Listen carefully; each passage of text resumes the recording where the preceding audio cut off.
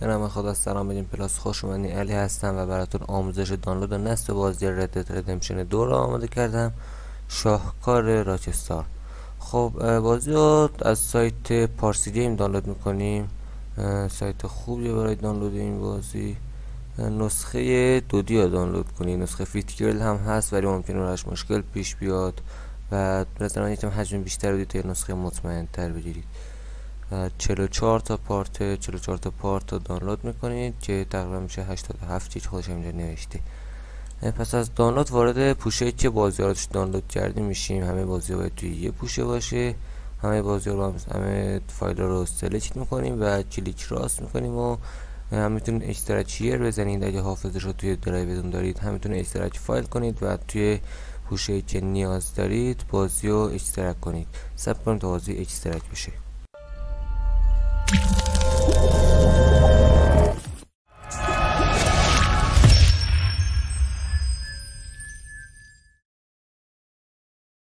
خیلی خوب، بازی اشتراکش کامل شد و الان اینجا ستاپ رو میزنیم تا بازی رو نصب کنیم.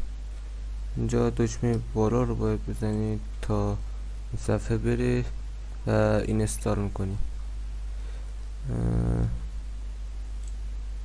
اینجا مسیر بازی رو بهش میدیم که میخوایم بازی رو کجا برامون نصب کنه. با درایو سی ما حافظه نداره، یه درایو دی نصب میکنیم. خب نکست و چیز دیگه هم نداشت. اینستال دایرکت ایکس برای همه تیکارم بذارید باشی.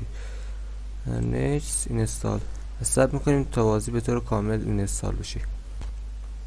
بسیار خوب، نصب بازی تموم شد و الان بازی برامون نصب شده و میتونیم که اونا اجراش کنیم.